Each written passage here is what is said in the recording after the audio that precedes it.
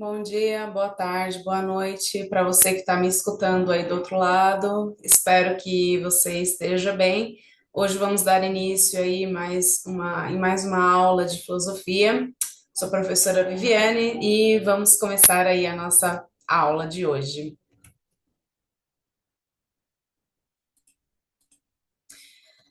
Hoje nós vamos começar aí uma das aulas a respeito de Platão, tá? Eu digo uma das aulas, pois esse filósofo contém muitas coisas importantes para a gente estudar em relação a ele. Depois de Sócrates, é um dos filósofos mais importantes que mais caem em vestibular, em Enem, e que também será rebuscado por outros filósofos tanto do período medieval quanto da Idade Moderna e até mesmo da Idade Contemporânea, né?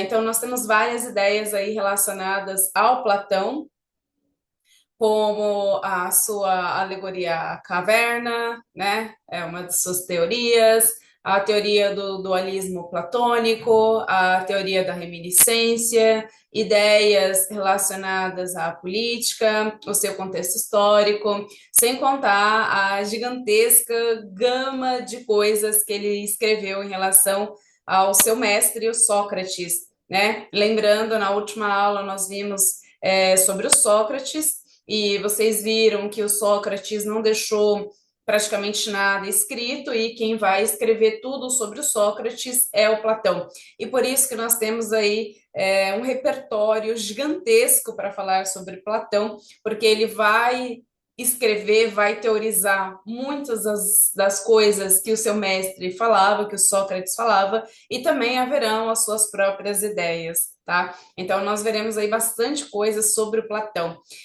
Iniciando o contexto histórico, ok? As obras, algumas citando aqui algumas obras dele, embora em outras aulas nós iremos nos aprofundar em algumas obras principais do Platão. A relação do Sócrates com Platão e essa fluência de ideias entre eles, e o dualismo platônico e a estética ou arte segundo Platão. Primeiro, o contexto histórico, sempre temos que levar em consideração o contexto histórico em que um filósofo viveu, tá? O Platão vai viver em 428 a 347 a.C. Ele era grego de Atenas também, discípulo de Sócrates. Ele procurava transmitir uma profunda fé na razão, na verdade, adotando o lema: o sábio é o virtuoso, né? Ele vai escrever a obra República, que é uma das obras mais clássicas dele, contendo aí no total 10 volumes. Ele nasceu em Atenas mesmo, no ano de 428 a.C., e era de uma família nobre, e por isso teve ali oportunidade de muitos estudos, muita escrita, poesia, pintura, ginástica, música. Ele teve um amplo conhecimento, porque ele era considerado de fato um cidadão ateniense. Bom, o Platão, né, ele vai também se preocupar bastante com a sua imagem física. Ele chegou, inclusive, a participar de diversos Jogos Olímpicos no passado. Vamos nos lembrar, né, que as Olimpíadas, elas deram início em Olímpia, lá na Grécia Antiga, né, na Polis Olímpia, e ela era mais voltada aos deuses, então não era só uma questão de competição. As Olimpíadas, quando elas iniciaram na Grécia Antiga, era em honra aos deuses, principalmente a Zeus, né? Demonstrando ali a parte divina, entre aspas, do corpo humano e esperando que os deuses os oferecessem força, coragem, destreza, equilíbrio, determinação. Então, as Olimpíadas na Grécia Antiga, elas têm esse caráter muito mais religioso. E para vocês terem noção, as Olimpíadas elas eram tão importantes que até mesmo períodos de guerra eram encerrados, eram pausados para que as Olimpíadas acontecessem. Então, por exemplo, tinha ali algumas polis em guerra na época com outras polis ou com outros países ou com outros impérios naquele momento, mas era o período da Olimpíada, era o momento da Olimpíada, eles paravam a guerra. para a guerra e vamos fazer a Olimpíada aí direitinho, porque era uma questão muito divina, muito sagrada para eles, né? Lembrando que as Olimpíadas naquela época eram bem diferentes das Olimpíadas de hoje, só os homens participavam.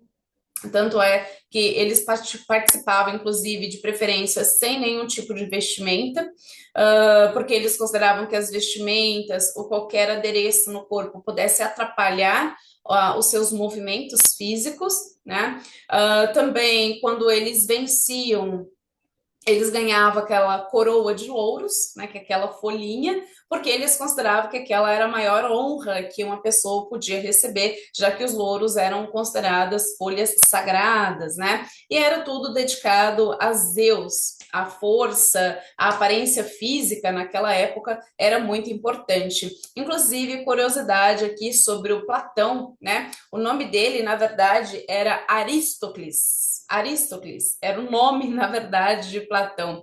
A palavra Platão em grego, que vem de Platon, significa ombros largos. Então, Platão provavelmente se preocupava muito com a sua aparência física, devia treinar bastante, devia ter um shape muito grande, porque ele acabou ganhando esse apelido devido à sua estatura, devido à sua aparência física. Ele passou a ser apelidado de Platão por conta justamente de ser tão robusto, né, de ser tão forte. E em várias Olimpíadas ele teve vitórias, né? Então, provavelmente, ele se preocupava muito com a sua aparência e praticava muita atividade física. Naquela época, fato interessante, né?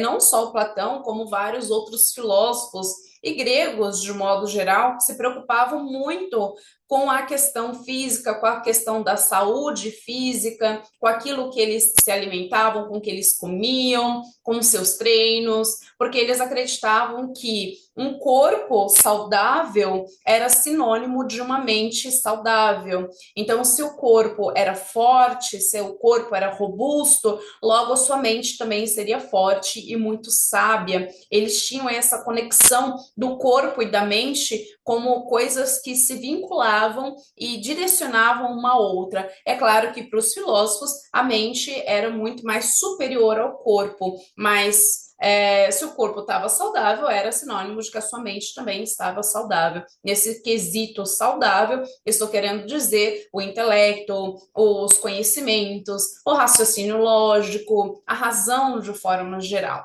tá? Então, ele participou de diversas Olimpíadas, ele foi discípulo de Sócrates, chegou a fazer carreira política, né, muito cedo, mas se tornou discípulo de Sócrates, com quem aprendeu a discutir principalmente os problemas do conhecimento do mundo. Então, ele aprendeu muita coisa, né, ele acabou deixando de lado um pouquinho a política e se voltou mais para os ensinamentos que o seu mestre passava, né, no caso, o Sócrates. Bom, quando Sócrates morre, então o Platão fica muito desiludido da política e vai rumo à filosofia como em uma iniciativa de dar continuação àquilo que o mestre dele tinha lhe transmitido, né? Galera, é importante aí, estou colocando em destaque para vocês copiarem essas partes em azul, tá? Tô destacando aqui, e nas aulas anteriores eu coloquei apenas em negrito, mas eu solicito, peço, recomendo a vocês que copiem alguns trechos, afinal de contas, quando nós copiamos, fica muito mais fácil para a gente lembrar depois. Então, não negligencie a prática da cópia, né? Tem gente que às vezes pensa, estou só copiando alguma coisa, isso não vai valer de nada. Vale sim, gente. O nosso cérebro ele funciona melhor quando a gente fala sobre os conteúdos, quando a gente escuta e quando a gente escreve também, deixa de modo visual aí nas nossas anotações, tá? Então fica aí a recomendação para vocês copiarem alguns trechos, principalmente essas partes que estão destacadas como importante, tá bom?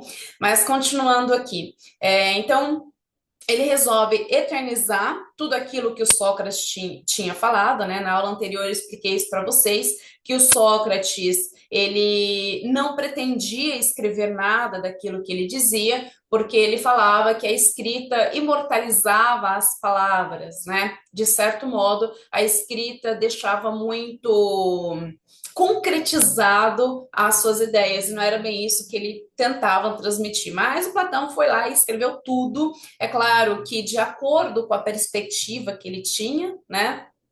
Nunca saberemos exatamente com uma certeza absoluta o que o Sócrates dizia, porque tudo que nós temos basicamente são releituras, principalmente dos seus discípulos, principalmente do Platão, tá? Então ele foi lá e escreveu tudo que o mestre dele falava, escrevendo vários diálogos, principalmente. Então, a maior parte dos livros do Platão são em formas de diálogos. Vocês podem procurar alguns livros dele para ler. Vocês vão notar que muito do que ele escreve é com base em diálogos e personagens que ele vai criando, tá? Aqui eu vou citar alguns trechos para vocês.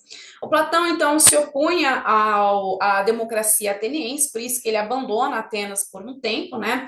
Justamente na época em que Atenas vai tentar desenvolver a democracia, né?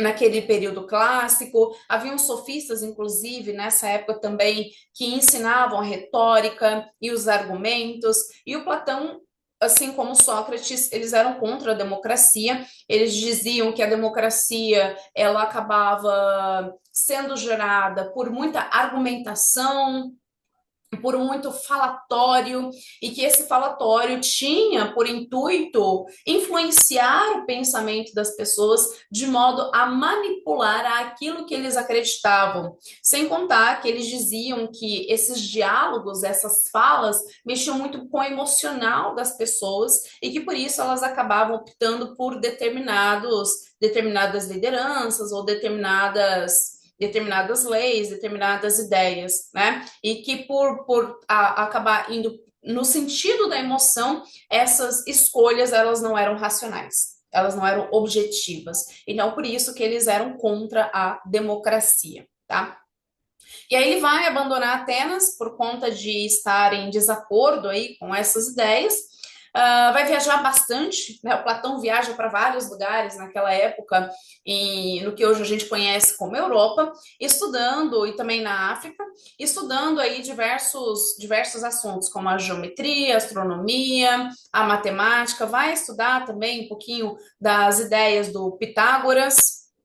E esses estudos vão dar ao Platão uma formação intelectual que foi essencial para que ele mesmo pudesse propagar, né, e formular as suas ideias, as suas próprias teorias mais autênticas. É claro que tudo muito assimilado a tudo que ele tinha tido contato, fosse ao Pitágoras, fosse ao Sócrates e outros filósofos que ele acabou conhecendo na época e que ele também releu. Então, muito do que o Platão escrevia era com base nas coisas que ele havia aprendido, né, desses outros filósofos e recriando as suas próprias ideias.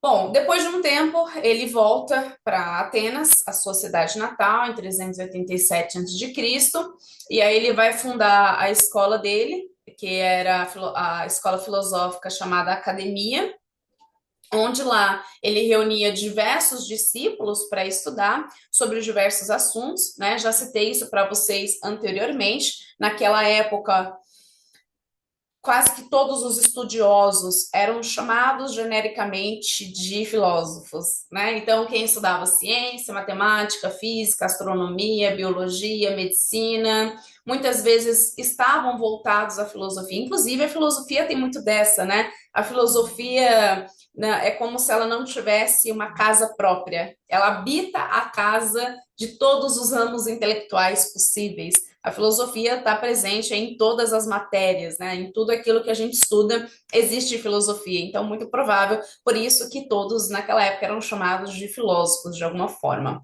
Bom, essa influência de Platão que sua academia ofereceu subsistiu mesmo depois da morte dele, tá? Então, mesmo depois que o Platão morreu, essa academia que ele tinha fundado, que era como se fosse uma universidade, né? Uma escola onde vários estudiosos e intelectuais se reuniam, ela persistiu ao longo do tempo. Em 29, o imperador romano Justiniano chega a mandar fechar essa academia, mas a doutrina platônica ela continua sendo difundida, porque, como eu falei, as ideias dele eram muito fortes, né? E acabava pegando realmente muito no intelecto. Isso chegou a incomodar muitos imperadores, muitos outros estudiosos, muitas outras lideranças, porque, como eu falei, tanto Sócrates como Platão, ele acabava instigando as pessoas a pensarem de formas diferentes, e pensar de maneiras diferentes pode acabar afetando governos que tendem a ser mais autoritários ou mais controladores, principalmente aqueles governos que tendem a utilizar-se da cultura para se promover na sociedade. E isso para eles é considerado um mal terrível. E na história, não só Sócrates e Platão foram mal vistos, mas na história nós temos diversas lideranças, né, diversos intelectuais, ou às vezes até mesmo profetas, que vão gerar ideias diferentes na sociedade e que acabam sendo perseguidos de alguma forma. Aí a Academia de Platão, né, uma encenação de como ocorria. Bom, aqui algumas de suas obras. Ele teve aí, gente, muitas obras, tá? Ele escreveu aí, chegou até nós cerca de 30 obras. Houveram mais, algumas acabaram sendo perdidas com o tempo, mas existem aquelas que são as mais famosas, como a obra República, tá? Recomendo aí a leitura para vocês. Ela tem 10 volumes, mas nessa obra ele fala sobre política, fala muito sobre Sócrates, fala da alegoria da caverna também, que nós veremos em algumas dessas aulas. Escreveu também Protágoras, subir um pouquinho aqui, Apologia, no caso, Apologia de Sócrates, Fedro e Fédon também, o Timon, o Timeu, e o Banquete, que também é uma de suas principais obras. Ele estava empenhado em um grande tratado, que eram as leis, quando ele morreu em 347 a.C. Sobre a morte dele, eu vou falar um pouquinho no final da aula. Bom, Sócrates e Platão. Como eu falei, o Platão era discípulo de Sócrates, certo? E eles conversavam bastante, então muito do que Platão aprendeu foi por conta do seu mestre. Na obra Fédon, ou na obra que também é chamada da Imortalidade da Alma, ele relata os momentos finais da vida de Sócrates. Vamos nos relembrar aí que o Sócrates, por conta de todas as suas ideias, ele foi condenado à morte, né? Ele foi preso, e ele poderia até se desculpar politicamente, né, publicamente, ou se exilar de Atenas, mas ele preferiu a morte, principalmente o suicídio, com chá de cicuta, que os seus discípulos levaram para ele na prisão.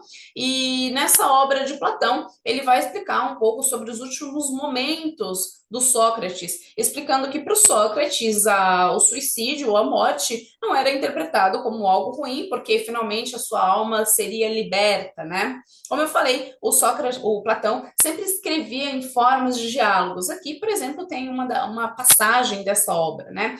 Que diz o seguinte: não poderia irritar-se com a presença daquilo, a morte, que até então estivera presente no pensamento e de que fizera sua ocupação. Então, para o Sócrates, né, segundo esse trecho, não havia por que preocupação diante da morte, né? A tal ponto que Fédon, um dos discípulos que estava presente ali no momento de seu suicídio, ele afirma que não precisava sentir compaixão, porque aquele momento do suicídio do Sócrates era como um momento positivo, um momento em que ele finalmente estaria se libertando, um momento honroso para ele, né? A morte seria algo honroso para o Sócrates. Isso, quem relatou, é claro, foi Platão. Bom, mais um ponto importante aí, tá? Peço que vocês anotem na medida do possível. Então, como Sócrates teria se preparado para a morte, rejeitando os excessos, né?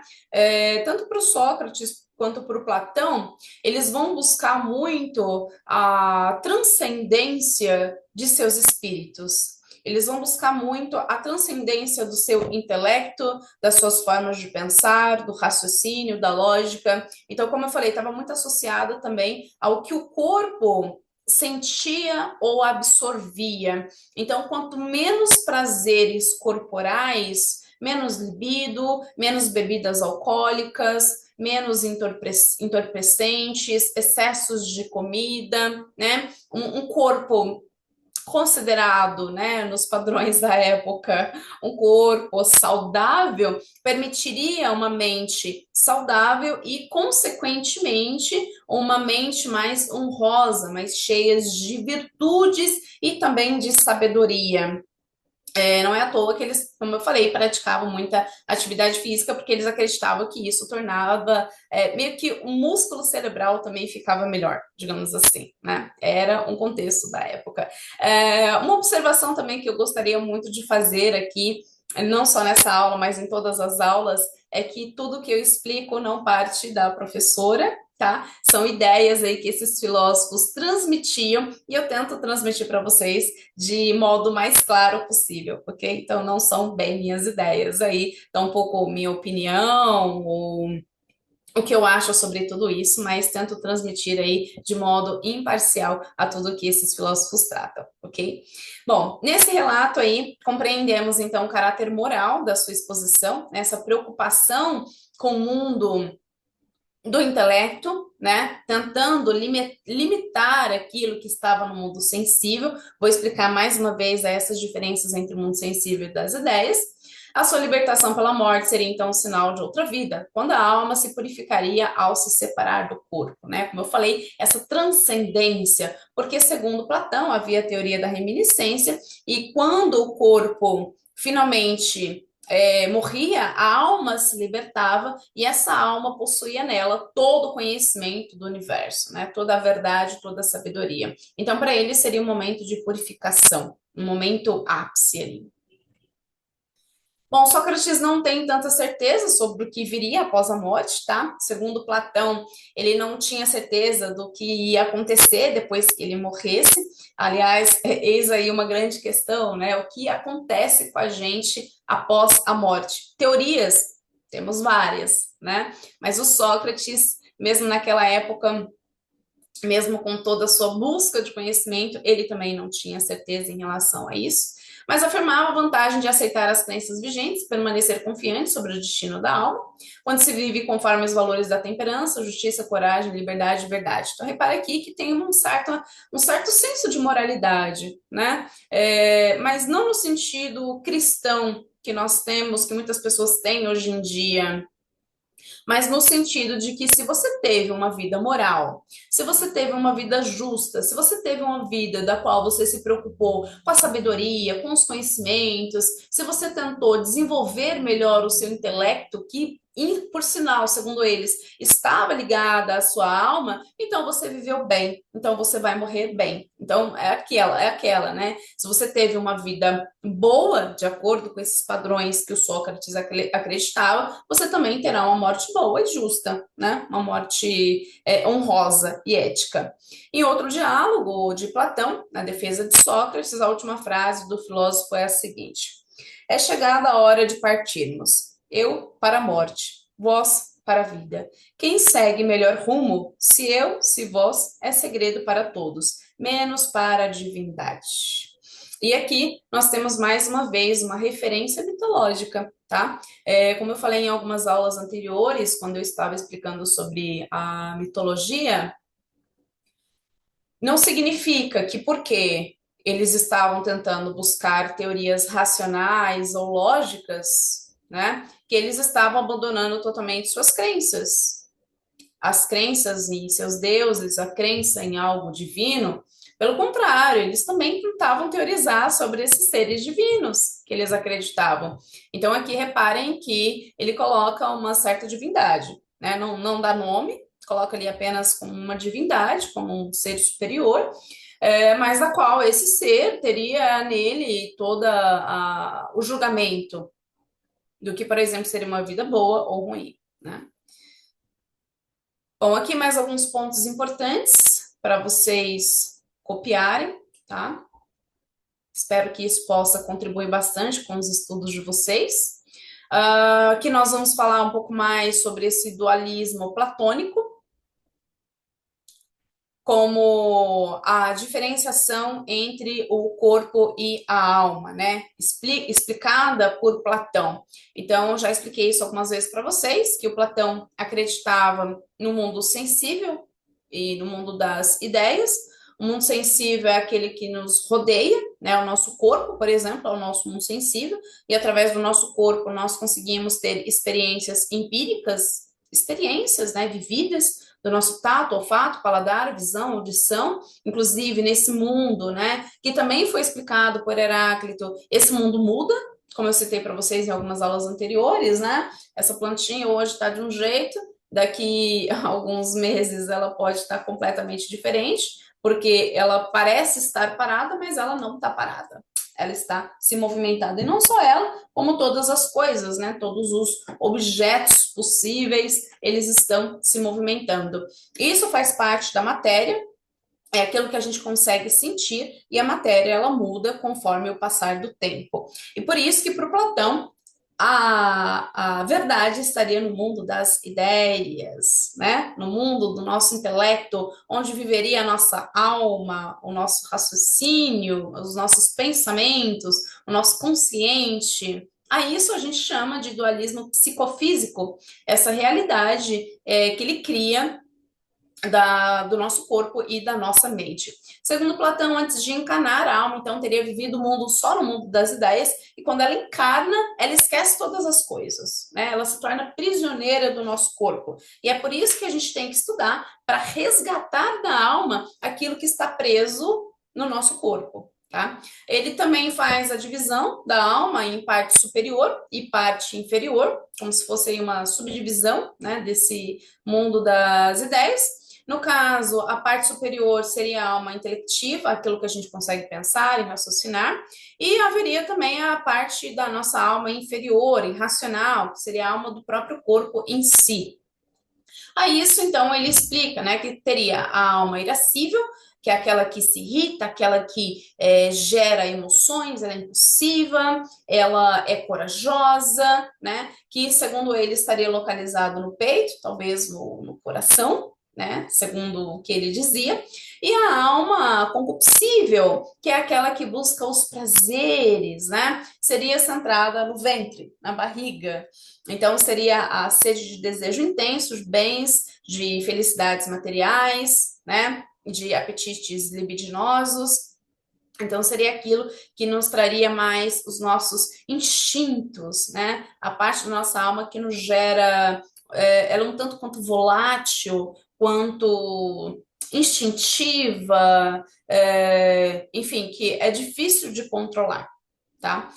A isso, inclusive, em outros teóricos que vão falar, por exemplo, da psicologia, ou mesmo dos nossos sentidos, ou da neurociência, isso já na contemporaneidade, eles vão explicar que sim, que muito dos nossos neurônios estão concentrados também relacionados ao nosso estômago e aos nossos corações, né? Então, não é apenas na mente, como se apenas a mente pudesse escolher e tomar decisões, né? É claro que quando a gente parte do pensar, a gente pensa muito no cérebro, mas a gente também toma decisões, segundo algumas áreas da ciência, com base no coração e com base no estômago também. Depois, se tiverem curiosidade, vão mais a fundo aí nesse conteúdo da psicologia, da neurociência, que é muito interessante também. Bom, aqui o dualismo platônico, trouxe um mapinha mental aqui para vocês, tá? Então, o mundo real é o mundo das ideias, que contém as formas ideais de tudo. Nascemos com os conceitos dessas formas ideais em nossas mentes, né? Como se a mente já tivesse ali certos cognitivos, como se a gente já nascesse com a nossa própria consciência, né? Como eu falei, segundo Platão, ele acreditava que a alma já tinha ideias, então a gente já nasce com algumas ideias. Outros filósofos vão tratar isso como uma comparação aos animais, né? O ser humano, ele consegue ter pensamentos muito mais complexos que dos animais. Por isso que a gente forma cultura, por exemplo, diferente dos animais que não conseguem estabelecer culturas, nem complexidade de diálogos, de construções e de criatividade. E haveria também o mundo ilusório em que vivemos, o nosso mundo dos sentidos, que contém cópias imperfeitas das formas ideais, coisa que nós veremos mais para frente na sua alegoria da caverna. Reconhecemos as coisas no mundo como cães, porque reconhecemos que são cópias imperfeitas dos conceitos em nossas mentes. E tudo nesse mundo é uma sombra de sua forma ideal no mundo das ideias. Uma das teorias aqui do Platão, né, quando ele trata sobre esse dualismo, que por sinal eu também citei para vocês quando estava explicando sobre Heráclito, é que o mundo sensível, como eu disse, ele pode mudar. Eu posso perguntar para vocês, ou pedir para que vocês pensem em uma flor. Pensar em uma flor agora. Cada um teve um pensamento de uma flor diferente. Alguns podem ter pensado em uma rosa, outros em uma orquídea, outros em um girassol, mas reparem que, embora no mundo sensível a gente tenha várias ideias e concepções ou imagens de flores diferentes, a ideia de flor, ela tá na nossa mente. Se eu te mostrasse qualquer flor aqui agora, te mostrasse uma margarida, você automaticamente ia falar, é uma flor. Se eu te mostrasse, sei lá, uma petúnia, você ia falar, é uma flor, né? Então, no mundo dos sentidos, as coisas podem fluir, como Heráclito dizia lá no passado, mas no mundo das ideias está a verdade. Por isso que o Platão vai dizer que as verdades estão no mundo das ideias. Lembrem-se disso. Bom, ainda sobre o dualismo platônico, escravizado, então, pelo sensível, a alma inferior conduz à opinião. Reparem que, embora, né, ele se preocupasse muito com a aparência física, né, com cultuar a beleza, isso era muito comum entre os gregos, né, fazer aquelas esculturas dos homens ou das mulheres, mostrando cada detalhe do músculo, né, da pessoa, mostrando cada partezinha nos mínimos detalhes, né, embora eles buscassem esse culto todo ao corpo, à beleza, né, à aparência, o intelecto estava no superior. Isso, pelo menos, segundo Platão, tá? Então, o corpo é também ocasião de corrupção e decadência moral, caso a alma superior não saiba controlar as próprias paixões e desejos. Portanto, todo esforço humano consiste no domínio da alma superior sobre o inferior. Então, segundo Platão, mesmo com todo esse cuidado físico, com toda essa preocupação na sua aparência, ainda assim, a alma seria superior. O seu intelecto, o seu pensamento, o seu mundo das ideias é superior ao seu mundo físico. Por isso que o seu mundo superior, ele deve superar e ser e controlar o seu mundo corpóreo. Né? Por isso que eu falei anteriormente que para eles tinham que manter o controle nas bebidas alcoólicas,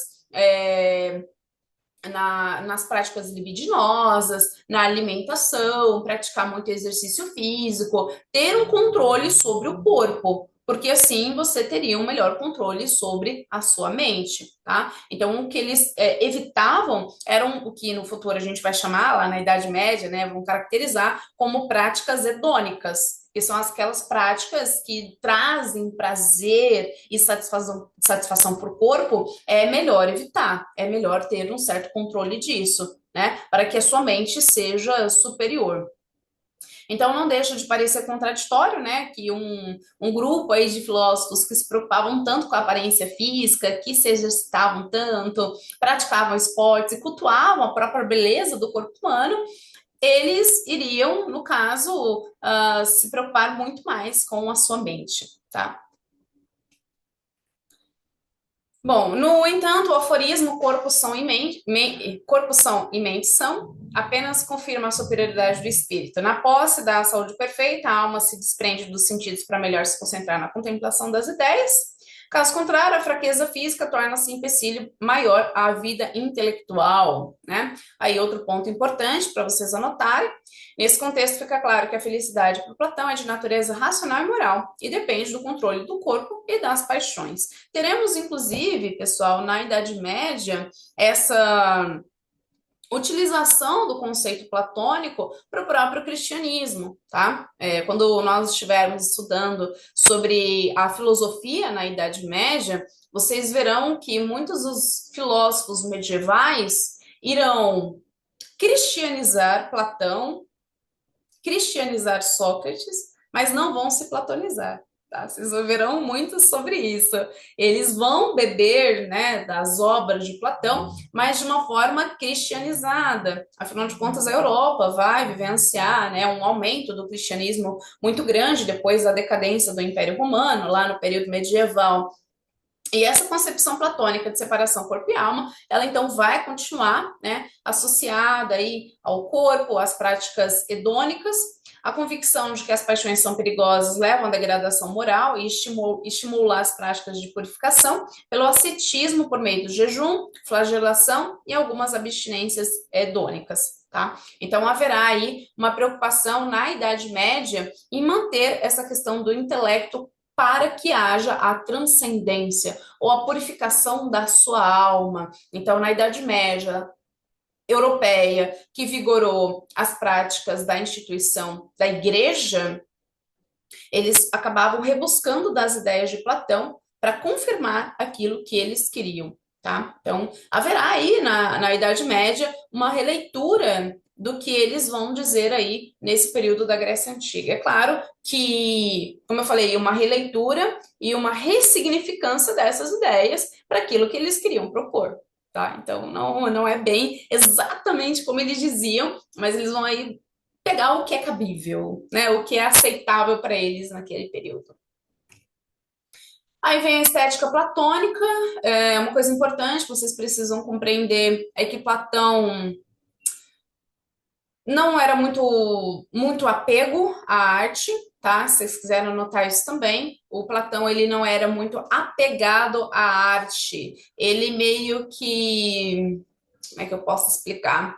Ele não valorizava tanto a obra de arte, tá? De modo geral. Ele falava que era apenas algo passageiro, estético, que não era algo as pessoas se preocuparem. Como eu falei, um tanto quanto contraditório, né? Porque ele se preocupava muito com o seu corpo, tinha aquela preocupação com o seu físico, com a sua aparência, mas ao mesmo tempo ele vai falar que era coisa desnecessária se preocupar com a estética, inclusive com obras de arte. Então, foi entre os gregos antigos que a reflexão sobre o belo se abriu o pensamento. Entretanto, como a arte para eles estava vinculada a alguma função, ela não tinha sua identidade própria.